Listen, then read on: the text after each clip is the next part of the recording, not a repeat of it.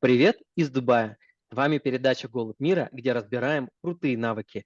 Спрашиваем на английском, отвечаем на русском. Подтягивайте язык или смотрите перевод в тайм-кодах. Let's talk about calligraphy and let's start with the definition. Calligraphy is an ancient art which was used to show that someone could write in a very fancy mode. And if you are just peasant, you couldn't write, and your marks would be very simple and lazy ones. But if you are skillful and you write a lot, you will show it by your hand and by your instruments. Calligraphy becomes very famous in China, in Japan, because there were people who write special marks to give permission for something, and also it was used to write special sign for very honored guests. And the main issue about calligraphy is to represent different meanings by different ways. For example, if you are talking about apple, you can write in five ways. First, it could be a fruit. Another way is, for example, source for honey and or for juice. And third way, for example, you will show that small apple is an point of attraction, for example, for a bees. And before we proceed with the question about the fundamentals and the basis, I'm actually wondering why culturally or historically some of the nations they decided to choose calligraphy over the normal characters, and maybe even we're giving it more meaning. Like for example, I know that in China, like if you need to prepare for a special occasion, you actually would go to the calligraphy master so that he would put some sort of like the mottos or the words on a piece of paper, which you proudly could show to your guests. It is depend from this from materials which is used. For example, before paper, it was like a skin, it was like silk, and also paint was very expensive. Sometimes it was cost like its weight in a gold. So just very wealthy people could use it, and some of them create this like their profession. They write books or rewrite the books, and they write this invitation or some greetings or some mottos, as you mentioned before. And when you want to be invited, for example, to palace, you should think about gift. Yes, you could buy something, but decoration sometimes it is has more meaning than gift. And decoration with letters, with signatures, with marks, it is became very significant in these cultures. I do believe it's a slight reference to the skills of the packaging, and maybe like a one little story that also possessed from the being in Singapore. At certain point of time, there were people actually who would use their skill for writing and actually do it in a very nice way, so that they could do it for the people who came to China when they want to send the email back home, so that it will be written in a nice way with the proper text, and those people actually would make money on both beauty and the utility of the skill. Now, let's talk about the foundations of the this skill and see what kind of the building blocks or maybe what type of the mechanics or approaches exist in the skill of the calligraphy. Calligraphy is a very complex art, and it is also was used to prepare knights and some other fight peoples. So fighters were trying not just knock each other, but also to write calligraphy. Every aristocratic person should know how to fight, how to sing, how to dance, and how to write calligraphy.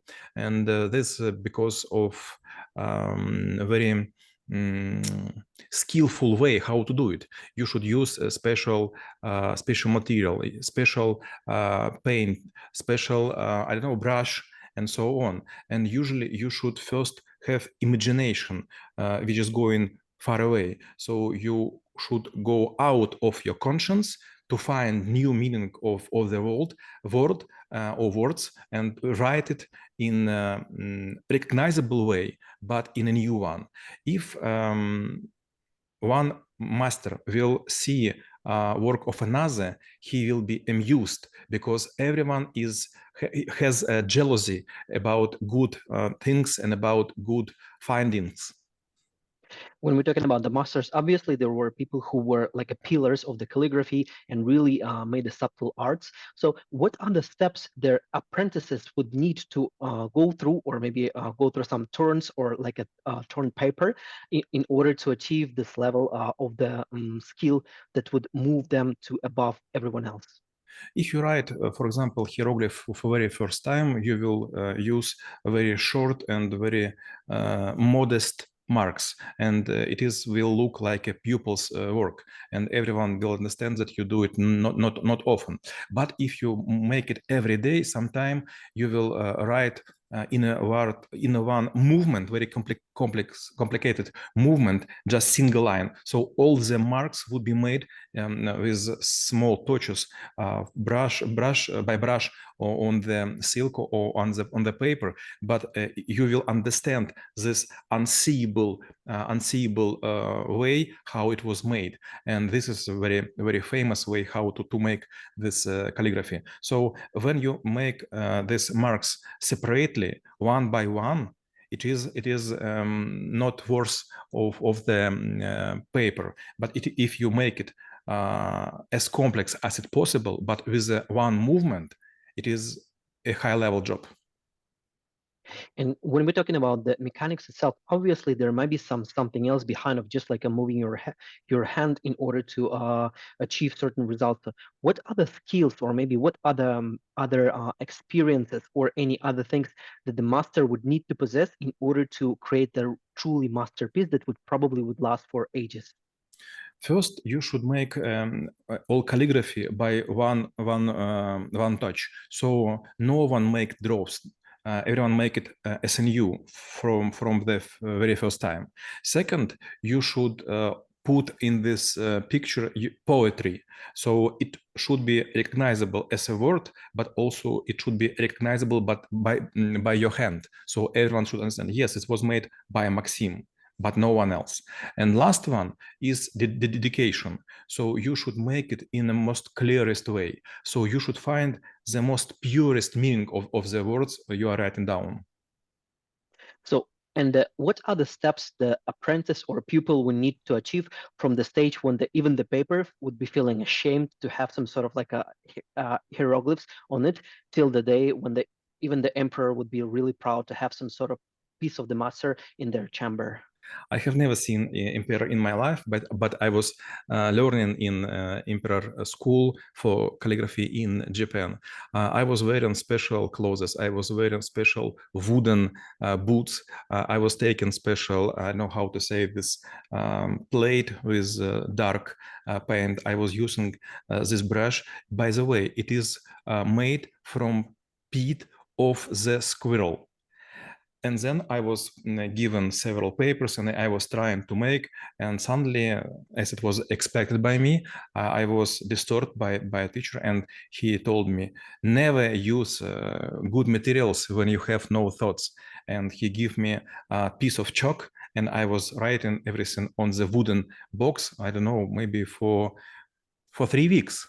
And then after then he allowed me to write several marks on the silk, but it was not good one. When I was putting something, it was like I don't know, like dots of Rorschach, you know, this psychologist which are used to understand what is seen by the person with some mental disorders or on these pictures. And it was very shaming. And before I proceed with our next question, actually, if we do a bit of like a retro, all of our discussion was about like the historical meaning of the calligraphy and how it was used before. But nowadays, given that we do have a lot of gadgets, and we probably, most of the people, they don't really use paper a lot. What is the practical use of the calligraphy?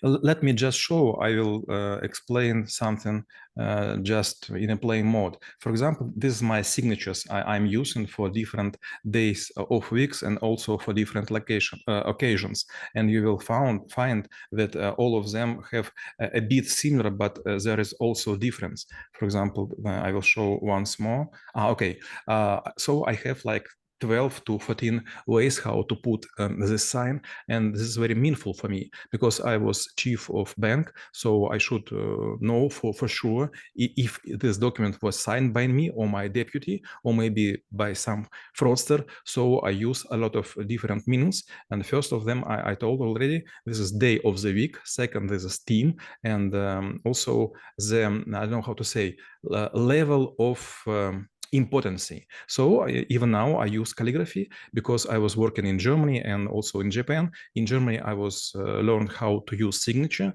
correctly. In Japan, I was developing some skill how to write it down. Quite interesting and inspiring.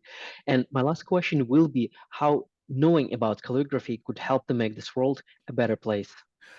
You know, a lot of people, they try to put their words and print the paper and also to show everyone email or maybe something from the printing machine. But you know, it is very fancy when you will get an invitation, for example, for wedding or for any occasion, and it was made by person. For example, several days ago, I have been meeting with Valery Khlebnov. It's also a pupil of School of Troubleshooters, and suddenly he showed me how he write stenography marks in his iPad, and it was fancy one. And I told him, you should write also an article about this because everyone is going to write. I don't know, in Russian it's called like